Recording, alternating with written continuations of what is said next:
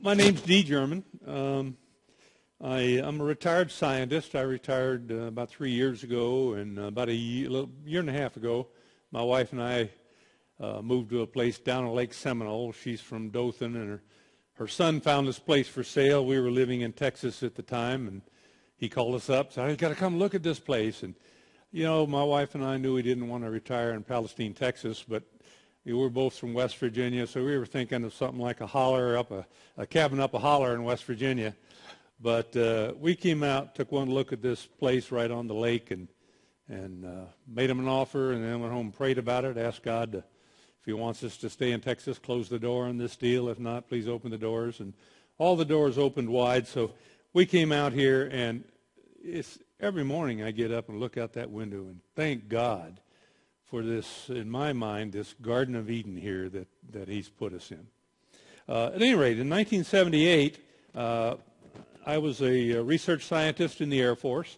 At that time, I was teaching physics at the Air Force Academy, and I got involved with a project that eventually put a team of very good scientists together, about 30 of them, and went over to Turin, Italy, where the Shroud of Turin is kept, and I'll fill you in on what that is in a second here, for 5 days and nights of scientific tests on the Shroud of Turin. The tests were designed, well, I'll talk a little more about that later. At the time, I was agnostic, and I'll talk about that later. That plays into my spiritual path. But at any rate, that's how I got involved in that. And when I retired in 2008, I asked God, what would you like me doing? You know, I've got time. I'd love to spend some time. And I'd put together this Shroud talk and this my personal story a few years before, and I'd usually give it 2 or 3 times around Easter time. And he said, you know, bring out that Shroud talk, strengthen the testimony, and go give this anywhere people will listen. So that's what I'm doing. Okay. I call this science in the Shroud of Turin because I'm not going to talk about it from a Christian standpoint. I'm going to talk about it from a scientist standpoint. What does the science show? What do the studies show?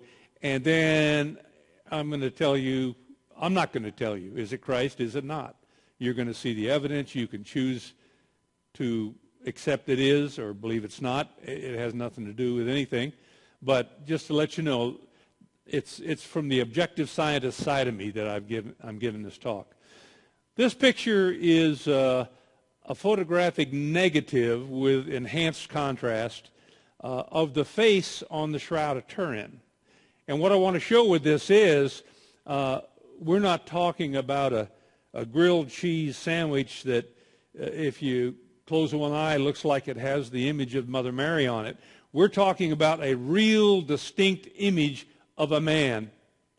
And so the questions about the shroud then are, could it be 2,000 years old?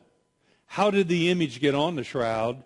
And could that man of the shroud, which is what I'll refer to him as, could the man of the shroud possibly be Jesus Christ? What I'll do is I'll start out with some words about what the shroud is, what it looks like. Then I'll go into the correlations between what we see on the shroud and what the Bible says about the crucifixion. Then I'll talk briefly about the history of how the shroud got to Turin, Italy. And then I'll talk about the science we did in '78, which, by the way, is the only comprehensive set of experiments that have ever been allowed to be done on the shroud. So as old as they are still the best that were ever done. And then I'll wrap it up with my personal comments about what that work in the shroud has meant to me. What you see here on your left, can we have the lights down up here? So this stuff shows up better with better contrast. What you see here on the left is what you see if you would go look at the shroud yourself and could get that close. It's a very faint, slightly reddish tinged image that the closer you get, the less like an image it looks like. You need to, as you stand back, the contrast gets a little better, but that's what you see. But now if you take a photograph and enhance the photograph, you see what you see on your right there, clearly much more apparent detail. Some have said it was the miracle that photography unleashed all this detail, and in a sense it was, but the detail's still there on the other picture. It's just the eye's so much better at seeing black on white contrasts than barely faint contrasts.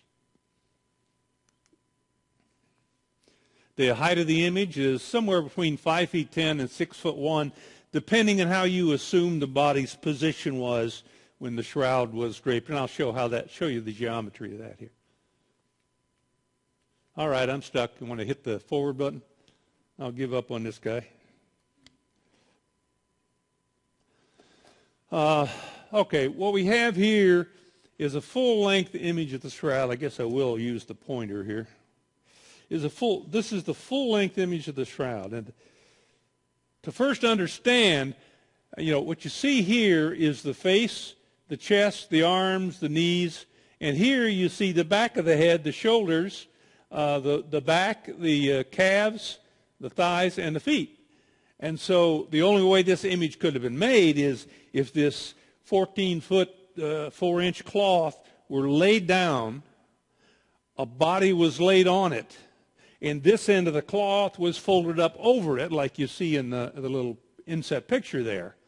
And that way, the front of the head, the face, and the back of the head would be head to head. So that's what you see in the shroud. Color is ivory. It's a fine, supple piece of linen. I was amazed. I thought it would be a crumbling artifact. But it's an extremely fine, heavyweight piece of linen, herringbone twill. And when you think about it, it was purchased by Joseph of Arimathea, a rich man. And some even believe it may have been his burial shroud he'd already bought, but that's not, the Bible doesn't specifically say that. But you would expect the rich man who revered Jesus to buy the best thing he could to wrap the body in. A couple things I'll point out is these things you see up the two sides here. In 1532, the shroud was folded up inside a silver box, inside a cast iron box, in a church in Lille, France. Well, the church caught fire, and somebody managed to drag out the cast iron box and save it. But when they opened it, the silver box had started to melt, and a little melted silver dribbled on one corner of the shroud and had it smoldering, just like if you take a piece of paper and fold it up and cut one corner and open it up. That's the kind of pattern you're going to see. And so it actually burned away a little of the shroud. So these lighter patches were filled in by the nuns right after the fire with linen from the 15th, 16th century era, not ancient linen. And then the other parts you see are just the charred areas of the shroud. You'll see here a funny-looking little thing, and there's some more, but they're harder to see except with the naked eye. They poured a little bit of water on that corner of the shroud to put out the smoldering. So those are water stain runs that you see there. And the chemist from Los Alamos, who was one of our lead guys in determining what caused the image, commented that, this is fantastic. If we asked him now if we could burn a little piece of the shroud and pour water on it just to see if there are paints that will run with the water, of course, they'd never let us do it. But that experiment was done back in 1532. All right. Next. All right. Let's zoom in on parts of it now. And we're zooming in now on, you look at the full body, and then we're zooming in on the crossed hands. And you see one thing, you see the detail that's in this image. You see 8 fingers. The 2 thumbs are here. We'll talk about that in a second. You see blood trickles down the arm. Well, let's talk about the wrist wound first. Excuse me. This is, if you look at this close up with your eyeball, it's a ragged rectangular shaped blood stain, as might be made by a nail like the one you have up here. But it's here, it's in the wrist. So right off the bat, people say, can't be the shroud. The Bible says clearly that it's in the palm. Well, go back to the Greek. And if you go back to the Greek, you'll find the word used in the Greek Bible is Cheir. I don't have a clue how to pronounce that, but that's the Greek word. And that Greek word means everything from here up.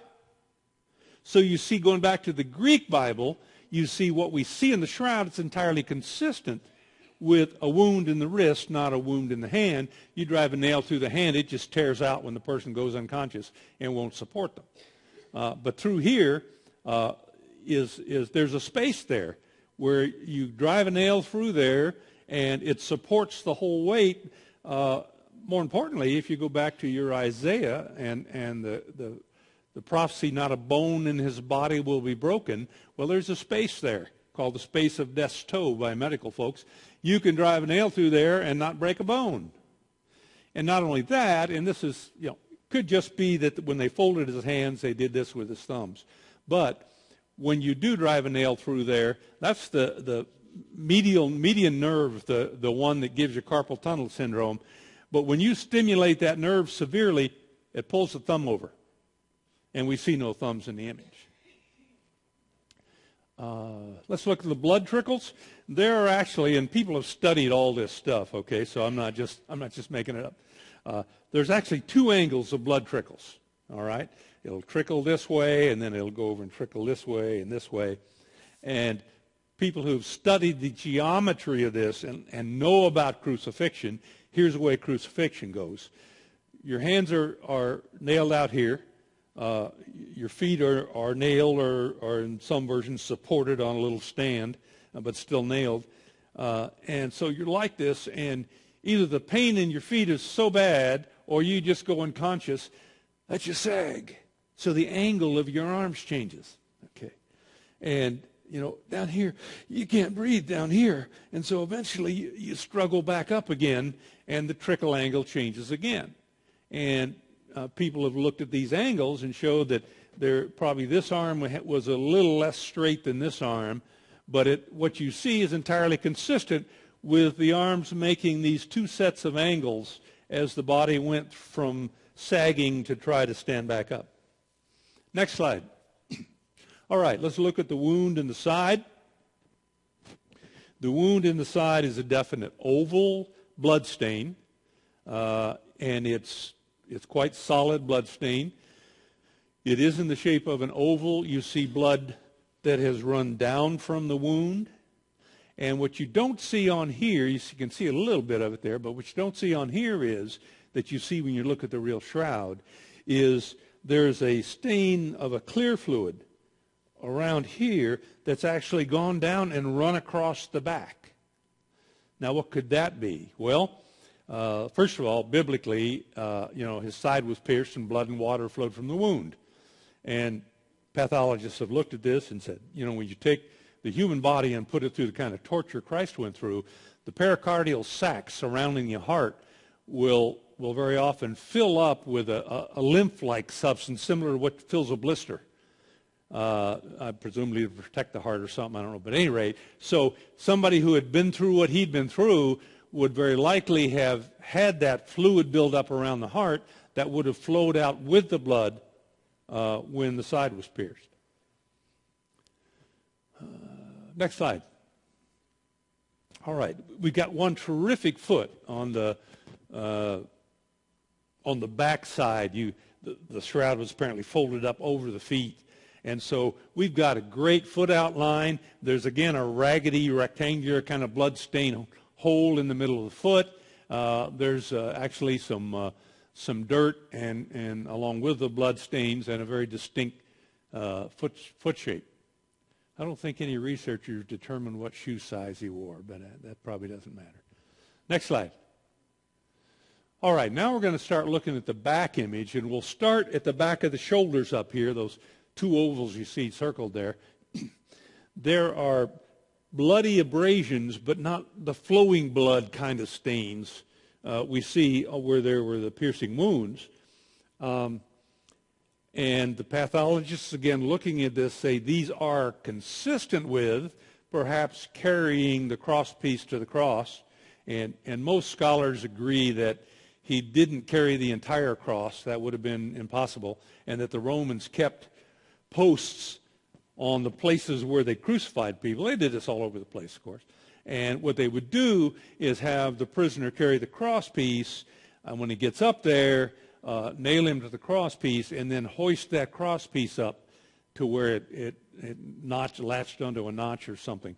At any rate, the abrasions on the shoulders are consistent with that kind of cause. And I'm going to get on my objective scientist soapbox here, although I have a philosophy there's no such thing as scientific objectivism. You know, everybody's biased by what's up here, even if you try to be an unbiased scientist. But notice I said that these wounds are consistent with carrying the cross. Does that mean that he did carry the cross piece, whoever this man was? No, it just means that's one possible way those abrasions could have gotten there. Science very seldom proves something outright. What science does is hypothesize a cause, do analysis and experiment to determine if that hypothesis could indeed have caused that. And if it does, that hypothesis continues. If there are other hypotheses, you test them, and they fail your tests, they drop off. So what science does is narrow things down to the most likely hypothesis. But very seldom, with things like this especially, can they prove that this is how it happened. Okay, now let's look at the back on the larger image there on your right. And I've circled some little things there. They're a little hard to see, but what you see is a pattern that occurs in 2s and 3s on the back, and they are not bleeding so much as they're very faint blood stains, and you'll see a larger thing, and then a lighter bridge, and a larger thing here. And these are consistent with being scourged by a Roman scourge. And matter of fact, the evidence is a little stronger than just consistent with. Next slide. This is a museum replica, exact replica of a first century Roman flagrum, which was this thing they flogged people with. And you'll notice if you lay the 2 lead balls and the leather bridge there, beside these marks on the shroud, you'll see the scale is almost the same. And there are a total of 130 of some of these little dumbbell shapes on the back and the thighs, and even I think there's some down on the calves. Next slide. All right, let's talk about the crown of thorns. There are bloodstains all around, on top of the head as well as around it. Now, first of all, this little thing in the front that looks like a backwards 3, which on the body would be a frontwards 3. A lot of people have tried to read something into that. Oh, you know, somebody wrote some secret symbol on his forehead. Well, when you see that blood stain with your naked eye and you're sitting there and you're 6 inches from it, it's clear it's just a weird blood stain. You know, it's not, it's just blood happened to flow that way for whatever reason. At least that's our conclusion. But the question is, if he had this crown of thorns, why are there bleeding wounds all over his head? And again, we go back to our friend, the Greek Bible, and we see that the word used in the Greek is, and I'll probably ruin the pronunciation, but it's diademos, which means ruler's crown. The Eastern rulers wore a crown that covered the whole head, a cap, all right? Not the word Stephanos, which is the victor's crown that you see in many artists' painting. Okay, so they have, by not reading the Greek version of the Bible, misinterpreted what that crown of thorns would have looked like. Next slide. So what we see here is that the Shroud of Turin bears evidence of Christ's crucifixion and torture as described in the Bible. And so, you know, you see, and not only as described in the Bible, but many things that people would jump on, you know, and say, oh, that can't be, because you go back to the Greek and you find out it's entirely consistent. And there's one thing, I took a slide out of here in interest of time, I want to put it back. I think I took it out. I'll pick up later if I didn't. Next slide. Yeah, I took it out. So, the other thing people jump on and say, oh, wait a minute, the Bible said he was wrapped. You know, he's like a mummy. This isn't wrapped. Well, two things. One is, indeed, the Jewish folks did wrap bodies for burial. Jesus was not prepared for burial. They had to get him put in Joseph of Arimathea's tomb and temporarily cover the body because the holy day was approaching at 6 p.m., and they weren't allowed to prepare a body on the holy day. And that's what the women were coming back to do Easter morning with their ointments and everything. They were going to properly prepare and wrap that body for burial. But let's again go to the Greek. You find, and I may have this wrong. I got to stick that slide back in. I may have Matthew and Mark wrong. One of them uses a word that in Greek that could mean that says wrapped, but is entirely consistent with being wrapped over like this. And the other one, the other disciple uses a word that clearly says folded. So again, you go back to the Greek and people's objection in that it wasn't. Oh, and then if you go to the words used for Lazarus when he came out, he indeed was wrapped for burial. Whole different Greek words used for that. He was wrapped with karai, strips. So you look at that and you say, indeed, there's another piece of evidence that shows that what we see in the shroud agrees with what the Bible says. Let me talk briefly about the history. This is a history according to an Oxford historian named Ian Wilson. There are several people who've done history out there. There are a lot of spectacular ones you'll see on National Geographic and Discovery Channel and Science Channel, and much of what you see about the shroud is, some of it's just pure wishful thinking, and some of it is very bad science. And so, you know, I've thought for years I don't get my theology from the National Geographic Channel. But at any rate, I believe Wilson has the most solidly supported history. And the problem is, in 1353, the widow of Geoffrey de Charny, a Frenchman, brought out this shroud, this cloth we know today as the Shroud of Turin. Its history from that moment forward is known. No question. Okay? And she said, look at this relic my family has had for generations. I'm going to bring it out for a relic for our church. But how did it get there? Well, Wilson has found that in 51 A.D., I think, there was a king in the eastern part of Turkey, a town called Edessa, which is now called Urfa, who was a Christian king, apparently one of those that Paul won over in his travels there.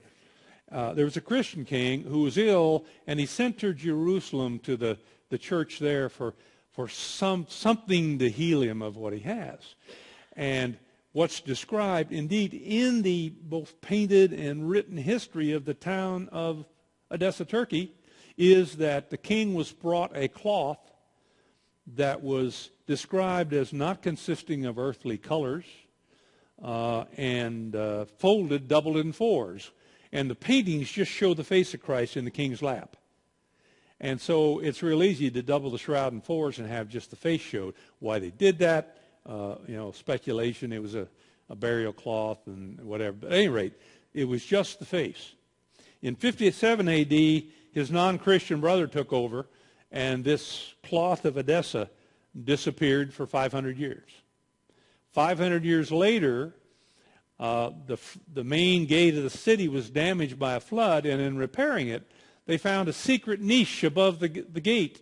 And in that was this cloth of Edessa that was brought out at that time, became a widely known religious artifact, and it was called the Mandylion, M-A-N-D-Y-L-I-O-N. I think that's how you spell it. Anyway, it's called the Mandylion. And indeed, it was really one of the first depictions of Christ as a bearded person with long hair. If you go back before this was found, before the 6th century, a lot of the artist renditions of Christ were kind of Greek godlike and beardless, and you don't see a lot of paintings before the 6th century of Christ with a beard and long hair. But after that, virtually every painting you see, Christ has a beard and long hair. And that is because Wilson makes a strong case that this Mandylion became the model, the image of Christ that spread. Everything was painted. Now, if you look at the Greek Orthodox icons right now, and Wilson compares them with the face in the shroud, there are a dozen things on the Greek icon that an artist wouldn't just arbitrarily paint that correspond to what we see on the shroud. Next slide. Oh, I'm sorry. So from Edessa, then in 900 and something, it was transferred to Constantinople, the head of the Eastern Roman Catholic Empire. And in 1203, some crusader returning from the Crusades stopped in Constantinople and reported seeing a full-length image of our Lord that was displayed every week for people to see. And so somewhere in there, somebody apparently unfolded this Mandylion. In 1204, a bunch more crusaders came through town, sacked the city, and this cloth disappeared. Next place it shows up is in 1353 in France. And so it's that gap, and you'll see things on TV, oh, the Knights Templar hid it away in England, and all these other things you'll see about it. That's all speculation, not even hypothesis. But one piece of evidence that, again, is, oh, that's interesting, maybe that's supportive. There was remember the widow of Geoffrey de Charny brought this out. One of their ancestors was another Geoffrey de Charny, who was a crusader. So that could be how it got from Constantinople to France. Next slide. Oh, okay, this is where I talk about it being wrapped. I just put this in the wrong place. Next slide. All right, this is the king in Edessa. I've forgotten, I left these slides in, holding this image of the face of Christ in his lap. This is a painting from now in Urfa, Turkey. Next slide. Next slide. I already talked about this. All right. What's the documented history? 1532, it was moved to Lille, France, where it was in that church fire. 1578, it was in France. The Savoy family of France owned it. There was an Italian branch of the Savoy family, the Duke of Savoy, which ultimately became the royal family of Italy and was deposed by Mussolini. And when we were there in 78, the royal family in exile in Spain was the owner of the shroud. They just let the Archbishop of Turin be the caretaker of it. They've since given that up to the church. But at any rate, the Italian half of the Savoy family asked to borrow the shroud because there was an aging bishop who couldn't cross the Alps to see it, and he wanted to see it before he died. Well, they brought it over, and it never got brought back. Like so many things you loan out, you never see them again. And in 1578, they had just completed the Royal Palace of Italy in Turin. That's where the Royal Palace of Italy is. And next to that, a black marble chapel of the Holy Shroud they made to hold this thing. And the palace is connected to the black marble chapel. The chapel is connected to the Cathedral of St. John the Baptist, which is the main ancient cathedral in Turin. So that's where we did our work. We did our work in the Royal Palace of Italy. Beautiful stuff. Michelangelo liked paintings on the ceilings, gold, everything's gold covered all around, huge doors, it's just amazing stuff. And some of you may know that the government, especially the local governments in Italy now, are communists, not Russian kind of communists. It's almost humorous. But they give the city government of Turin gives tours of the Royal Palace, and their tone in the tours is, look at all this decadence that the rich people had, before we deposed the king. But at any rate, that's where we did our work, in this old palace. And when we went, 1898, when the first photographs were taken, I think that first black and white face I showed you, no, they were from the 1932 photographs. But for the first time, somebody looked at that photographic negative and said, he was Italian. He probably said, "Mamma mia, look at this." And then in 1978 is when our group was formed, Shroud of Turin Research Project Incorporated. We were formed to go over to do these scientific tests. We did them. We were invited over because they had a 10-day public exhibition of it in the cathedral, and they were filing 150,000 people a day for 10 days through there to see the shroud up at the front.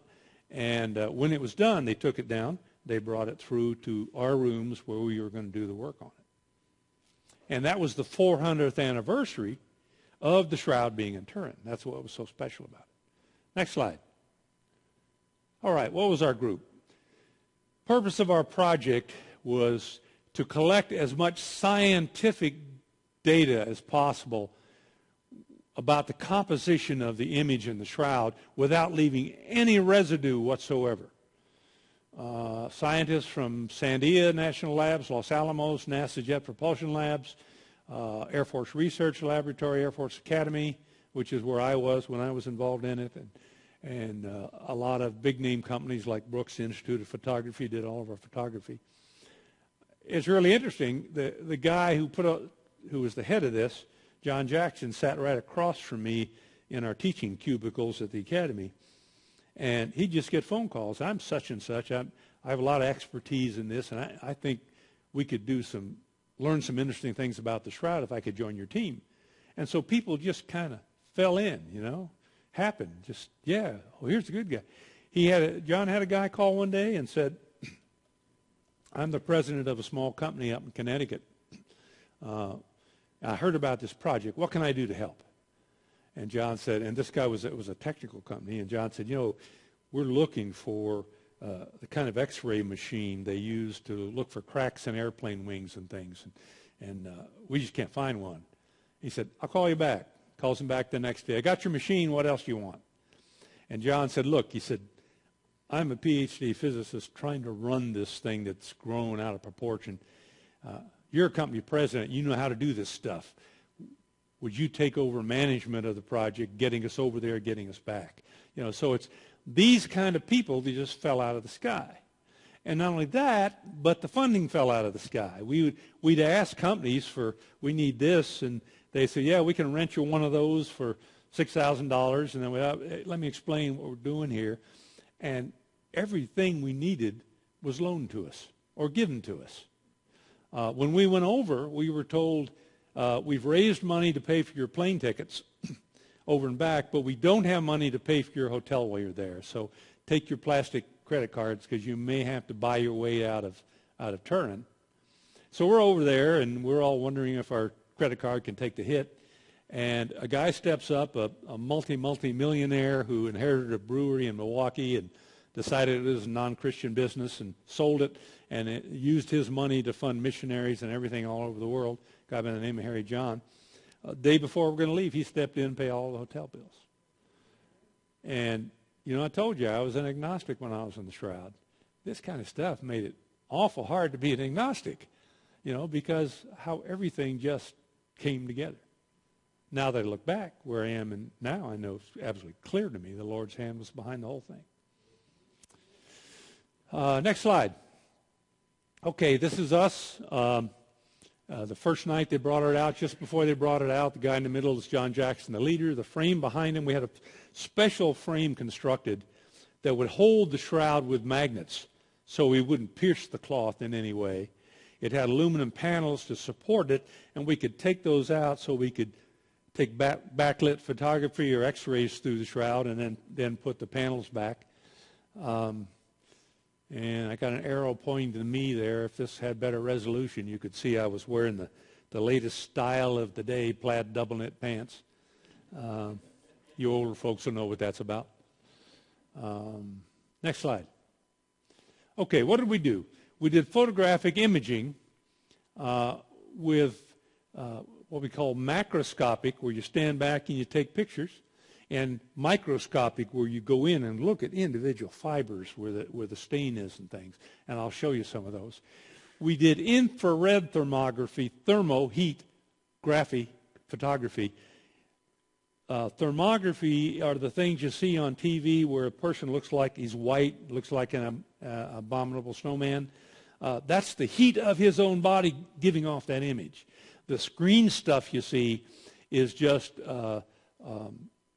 cameras that are very sensitive to very low levels of light.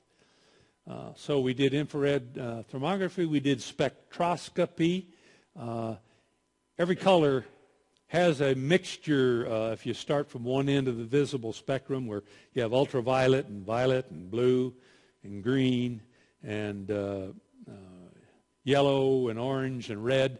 That's the spectrum of colors that we see. Every color all of us are wearing today has some mixture. It might have a little bit of a spike in the green and a bigger spike in the orange or whatever. And by looking at those things, you can tell what chemicals, or in the case of research, what dye went into making that. And of course, one of the things we were trying to find out, was the image created by man? Did somebody somehow paint it very lightly with a brush, with the main reddish tinge hues would have been iron oxide or vermilion, which is a mercury oxide. So we were looking to see if there were signatures of those things there. And we also looked at the blood stains, and the spectrum we got off the blood matched the spectrum of human blood. And so that verified that indeed the spectrum looks like human blood. Now, I'll jump ahead to the end. We brought back some samples and had them tested in a major forensic lab in the U.S. The blood was indeed human blood, and indeed it was type AB. Unusual for that part of the world, but that's what it was. X-ray fluorescence, if you beam a beam of X-rays on individual elements of chemicals, they will give off more X-rays, and it's like if you look at the energy of the X-rays, you get spike here, and it's like a fingerprint. A spectroscopist can look at that and say, oh, there's calcium 32 or iron 14 or whatever.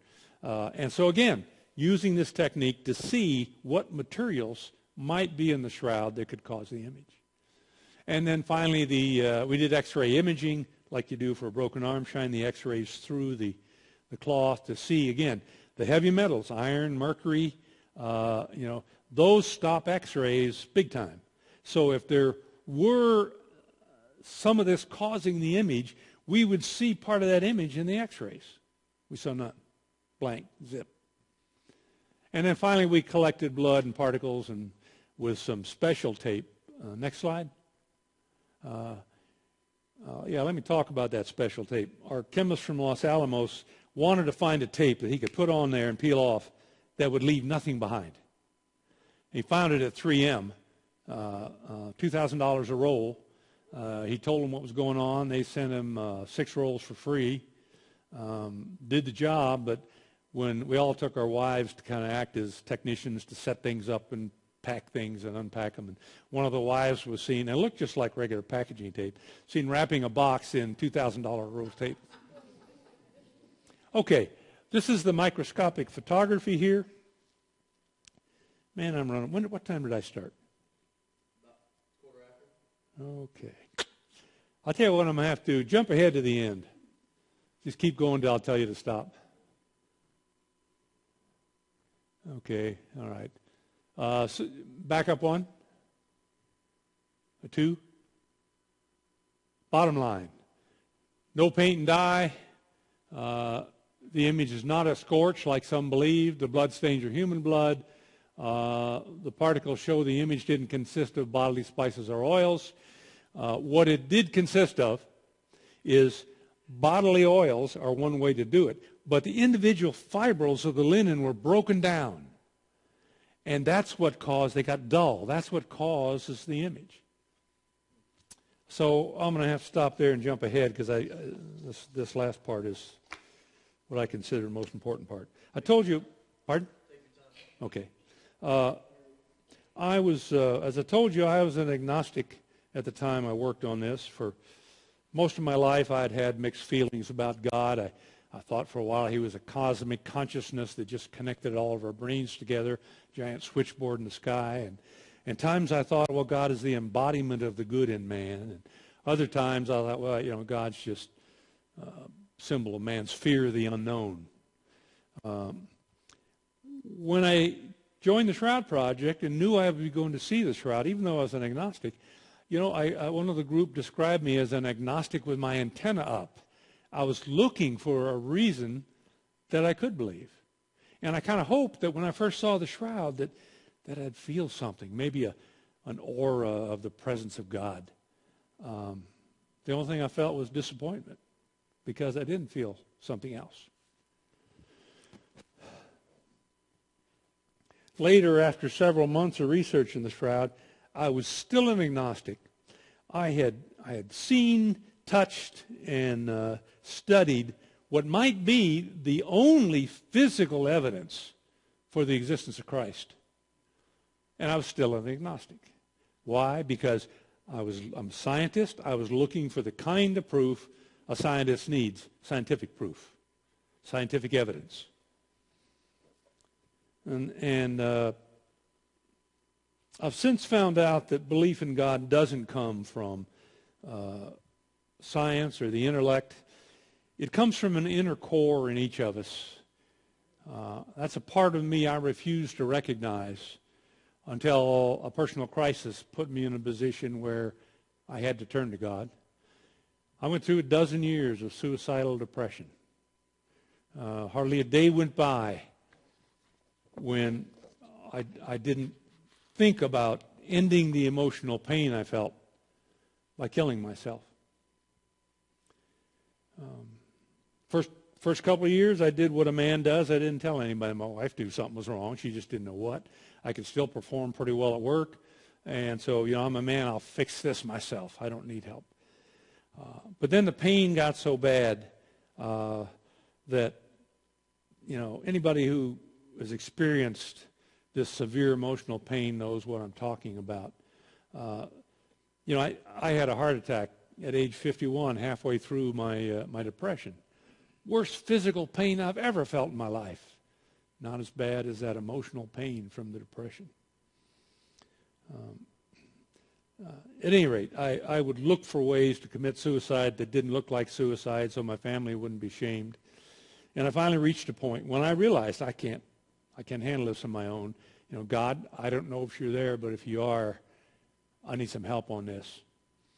And right away, God put me together with a coworker who I'd known for a few years. And we were having lunch one day. He looked at me and says, I'm going to go out on a limb here, Dee. Are you depressed? I nodded and started crying. And he said, I've been through that. He says, and I can help you. He was a Christian. Matter of fact, he was a pastor, had a small church in his home. And he knew at that time that I'd already turned to God, that I was starting to reach out to God, but it was just a little at a time. And so he said, look, I'm going to get you in a Bible study group. I got in Bible study fellowship, a 5-year look at the Bible in different clumps. And he says, you've got to seek professional help. Well, as a man, that's something else I didn't want. But I did. Over the next few years, God led me to 5 different psychological counselors. Each one was the one I needed at that point to get me over this latest sticking point. A lot of it was, I didn't lead a bad childhood, but how my mind dealt with childhood issues. At about age 5, I buried all my emotions, nailed a lid shut on it, and said, that's that. And in my early 40s, those things, that lid wasn't holding up very well anymore. And so that was really the core of what was going on. And through these things, I learned that it wasn't about me keeping control. Originally I thought, Lord, God showed me what I have to do to get over this. And in these things, I learned that it wasn't about me keeping control with a little help from God. It was about giving God control. Well, it's a long road between intellectually realizing that and absolutely accepting that. And so it took God a while. After a couple of years of counseling and Bible study, I'd refused to take antidepressants, another one of those macho things. I don't need pills to get well. Well, I was in this Bible study group, and at the end of each once-a-week session, you all meet in the church, and we had 200 men, biggest men's BSF class in the country. And the speaker was a pharmacist. He's the main speaker. At the end, he'd talk about practical application of what we studied in the little groups. And we were studying the 20th chapter of Kings, where King Hezekiah had an infection. They believe it's probably a severe boil or something. And the Lord told Hezekiah he was going to die from it. And Hezekiah turned to Isaiah and begged Isaiah to intervene for him. And Isaiah did. He turned to God, and God relented and told Hezekiah to have a fig poultice put on the wound. And the guy stopped right there. And it said, notice that God used the medicine and physicians of the day to heal Hezekiah. He said, there are some of you men out there that need to be taking medication for blood pressure, cholesterol, whatever. He said, go see your doctor tomorrow and let God work through him. That hit me like an arrow straight in my heart. I went to the doctor the next day, started on antidepressants, and tried a couple times to ease off of them. They've decided my kind of depression is biochemical, unbalance of chemicals in the brain that don't apparently have the ability to rebalance. And so after a couple of very sad attempts to go off the antidepressants, I'm on them full time, and they're absolutely essential. But even with the antidepressants, it took God several years to bring me through the depression. It's been a long uphill battle with my inner self and logic-driven mind fighting God at every turn. But every time I got stuck, God would lead me to a radio pastor, a friend, who would address the very issue that was troubling me at the time. And one of the most powerful things I heard is that each of us is born with a God-shaped hole in our heart. Many of us spend our lives trying to fill that hole with something else.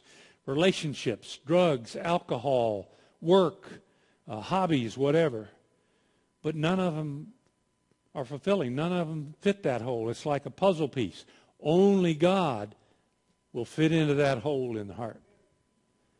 And that really meant something to me when I heard that. But something still stood in the way. My scientist mind, the rational part of my mind, said that a 6-day creation was impossible. Evolution made lots of sense, and Noah's Ark couldn't have held all those animals. I just couldn't accept the inconsistencies between my logical mind and my spiritual leanings. Well, I was driving to work one morning praying about this very issue, and it came to me. You know, this is how God talks to me. He puts ideas about what I'm troubled with. And here it was. I had to split my mind. This is really important. I had to split my mind into two pieces. Into my rational logic scientist mind and into my faith-based spiritual mind. And here's the real key. Not require the two to be in agreement, to be consistent. If my scientist mind said geology says the earth is a lot older than the Bible says, the spiritual mind side of my mind says, I don't care. I have faith. You know, I can believe that on the faith side of my mind. And if I allow those two things to exist, you know, I separated the stuff that was interfering with my faith from my faith. And I know it sounds a bit schizophrenic, but if you don't divide your thinking in some way, your intellect will create doubts that will erode your faith. I don't know if this trick will work for you, but it was something I absolutely had to do, and God kind of hammered it home shortly after that when I was reading 1 Corinthians 3:18 in the Living Bible version. It says, If you think yourself above average as intelligence as judged by the world's standards, you had better put all that aside and become a fool rather than let it hold you back from the true wisdom from above. I read that and say, Lord, you wrote those words to me, didn't you? Let me talk a little bit about Jesus. I've talked a lot about God. My daddy taught me when you got a problem, don't mess with customer service, write the president of the company. So had this pain, and I went to the president of the company. God, help me out, help me out. I knew about Jesus, but understood, but I didn't understand, just knew. And, sure enough, God helped me out. God led me to the people and the places and the events I needed to slowly heal and start to come to him. But I didn't feel close to him. But in his patience, he led me along this path to understanding until I understood, accepted what the crucifixion is all about. What Christ's death on the cross means to me personally. And it's like this. I can't get close to God because I'm unrighteous. God can't let me into his house because I'm unrighteous. And the only way I can get that closeness to God that I was yearning for is to fully understand and accept that Christ indeed gave his life so that my unrighteousness, my uncleanness, my sin, past, present, and future, would be gone in God's eyes. They don't exist in God's eyes. And also learned, that I thought sin, well, shoot, I haven't murdered anybody lately or held up a bank.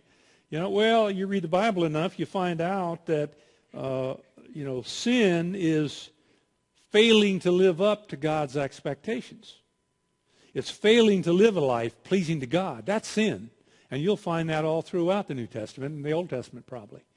And as a matter of fact, there's a line in there that surprised me. People tell you they're an atheist, but they're not a sinner. And I say, do you believe in Christ? I say, well, of course not. Well, and I used to know the verse, quote the verse, say, the Bible says, if you don't believe in Christ, that's a sin. Just not believing in Christ is a sin.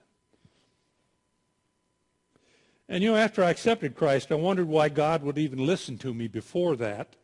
And I found the answer again in John 6:44, where Jesus says, no one can come to me unless the Father draws him. God spent 2-3 years drawing me to the point where I could let Jesus in also. I finally know now that I have the personal relationship with God that I yearn for. And that's what it's all about. It's not about what church you belong to, what denomination you are. It's all about a personal relationship with God through his Son, Jesus Christ. That's Christianity. Now I have an inner peace that I didn't imagine was possible. God is part of my life every day. I always turn to him for help and guidance. And every morning I end my prayer with, Lord, I'm yours today. Show me what you want me to do, and I'll do it. And then I sit there quietly for a little while and see what kind of thoughts that the Lord will put in my head.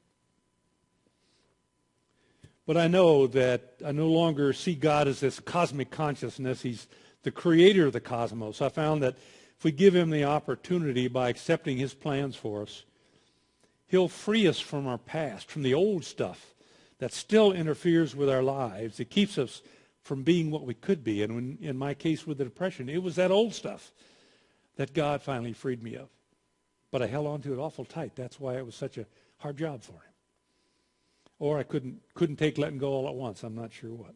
He'll protect us from the negative influences of the world around us. He'll show us the paths he wants us to follow. And he will create daily opportunities for spiritual growth if you just open your eyes to him. I've given up searching for God in science and history. God wants us to accept him on faith, which by definition is believing when no proof exists for that belief. Thomas Aquinas, a 13th century philosopher and theologian, put it very well. Faith cannot be based on reason, else it's not faith. You see that? If you want proof and reason that God and Christ exist, then it's not faith. Faith comes when there is no reason to believe. You choose to believe. Let me add a final comment about my suicide years. After God brought me through those years, he gave me a truth that overcame some lingering thoughts of suicide that I had. He showed me that suicide doesn't end the pain. It just transfers it to those who love and care about you. So you're not taking your pain away. You're just dumping your pain on your family and friends. I'll close on a humorous note. I spent most of my life as an agnostic, which from the Greek gnostic means knowledge. Agnostic means without knowledge, and that described my past condition very well. But the Latin version of this word is perhaps a better description. The Latin version of agnostic is ignoramus. Thank you all.